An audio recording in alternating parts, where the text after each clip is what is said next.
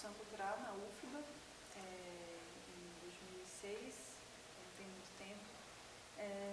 E depois, logo depois, eu fiz um mestrado, também na UFBA, em Cultura e Sociedade.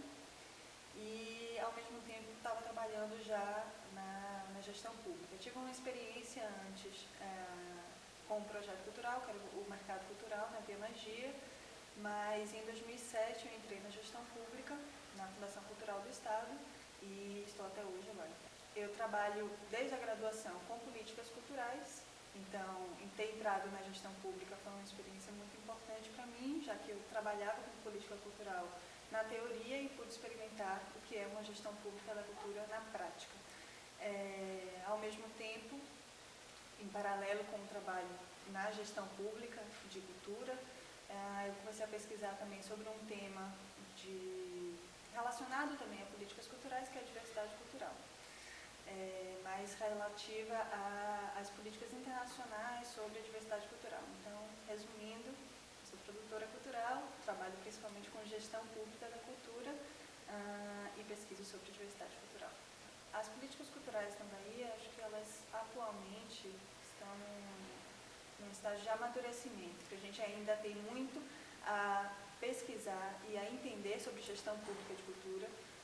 Tem todo um funcionamento das instituições públicas de cultura, que eu acho que é muito novo ainda para os produtores culturais, para os gestores culturais. É todo um universo que a gente só entende quando está lá dentro, de processos administrativos, de legislações relativas ao funcionamento da máquina pública e que às vezes se adequa ou não à política que se quer implementar, e até a busca por novos mecanismos, novas formas de fazer política cultural, inovando, inclusive, não estando tão submetido à política nacional. Eu acho que a gente também precisa inovar enquanto política estadual, e eu acho que falta ainda muito, pensando a Bahia sendo não só a política estadual, mas ela composta pelas políticas municipais, né, de todos os municípios que têm uma secretaria de cultura, ou pelo menos um departamento, um órgão de cultura. Isso aí sim, a gente ainda está num nível muito primário. Acho que é ainda muito necessário tanto pesquisa quanto um aprofundamento de qual é o papel do município, qual é a função do município, como é que é possível ter um suporte maior das políticas municipais em cada uma das cidades, né, da Bahia. Então, pensando a política cultural na Bahia não só como uma competência do Estado, mas como esse conjunto de políticas culturais municipais, aí a gente ainda tem muito caminho para andar. A expressão diversidade cultural, ela está sendo utilizada para falar sobre o desenvolvimento de políticas em várias vertentes.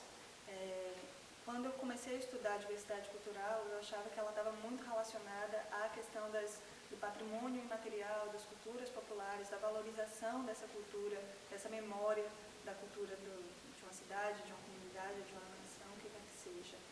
E aí eu descobri que a diversidade cultural, mundialmente, ela está muito mais ligada a uma questão de mercado, e não uma questão, não somente de proteção do patrimônio.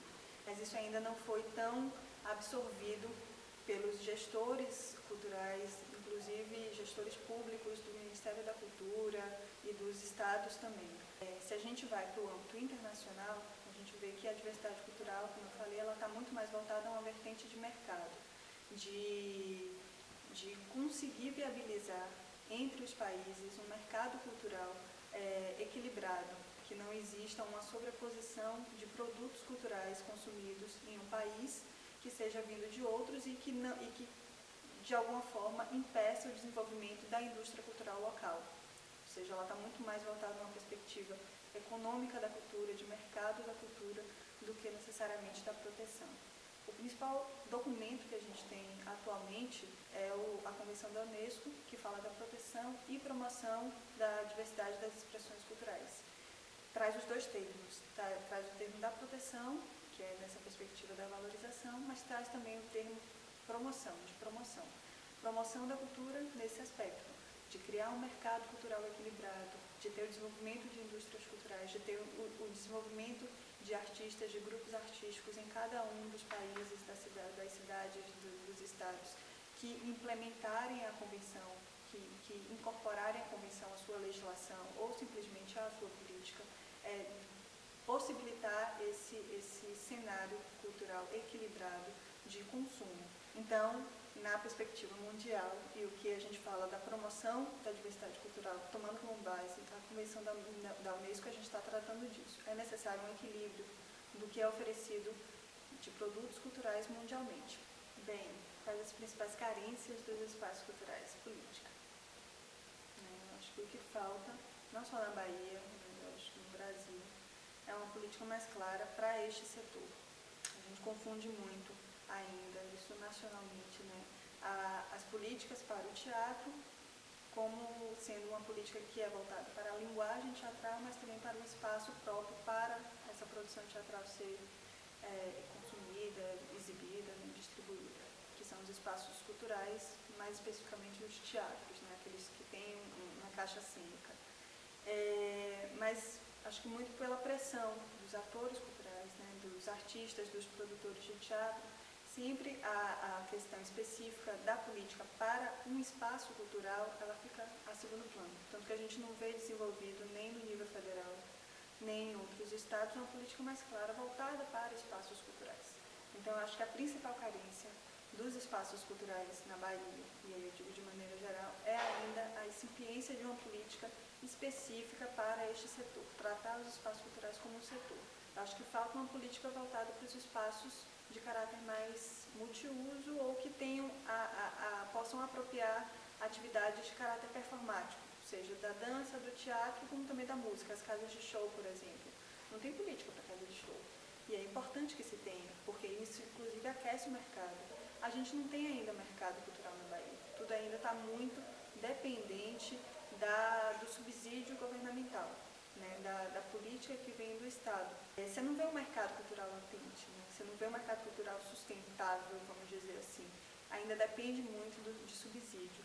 E para ele existir, claro que precisa de espaço, né? Precisa de espaço para que ele aconteça, que ele ocorra.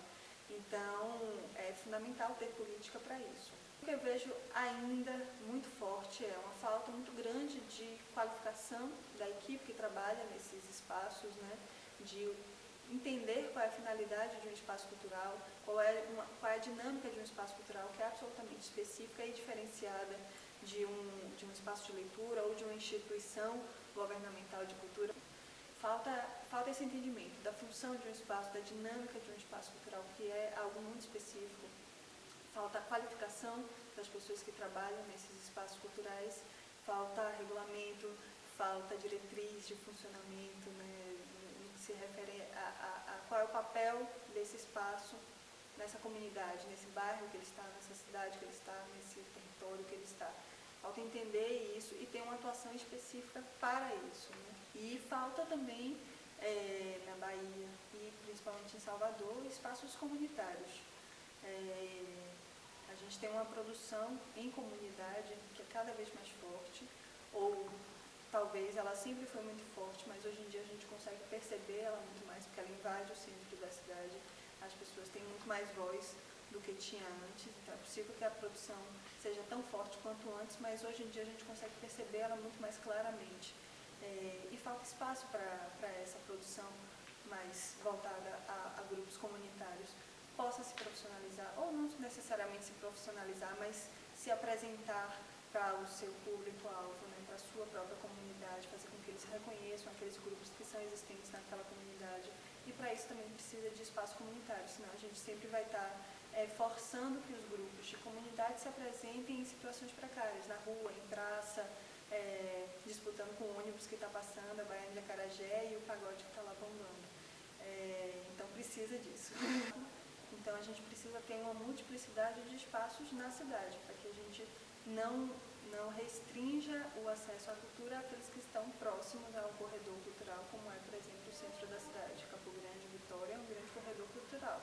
Mas quem mora na Lapinha, que é relativamente próximo a quem mora em Plataforma, que é lá longe, não vai se deslocar para esse corredor cultural todo final de semana, ou, sei lá, pelo menos uma vez por mês. Não necessariamente ele é obrigado a fazer isso se tiver o seu espaço cultural, até porque ele nunca vai ver a produção da sua comunidade, ele nunca vai se reconhecer nesse corredor cultural. É importante que ele conheça esse corredor cultural, que consuma também o que acontece ali, mas ele precisa vivenciar a cultura no seu próprio território. Administrar os espaços culturais da Secult é um desafio, né? Mas é um desafio muito toda uma gestão administrativa que aí você tem que entender muito da máquina pública, e isso é um aprendizado imenso, para poder fazer ela, desenvolver ela e aprimorá-la, porque a gente precisa sempre estar repensando os mecanismos da gestão pública, né, os processos, como eles se dão, como é possível você executar melhor, você ter um processo que é mais simples, menos burocrático. Então é um desafio muito grande a parte administrativa. Ao mesmo tempo, é muito interessante também a gente pensar a gestão de um espaço cultural público. Né? O espaço cultural ele não pode estar alheio ao que qual é a diretriz da política cultural do Estado, no caso. Ele tem que estar de acordo, ele é resultado, ele demonstra, inclusive, muito mais claramente do que outras políticas da Secretaria de Cultura, o que a Secretaria faz, o que a Secretaria entende por cultura, o que a Secretaria prioriza enquanto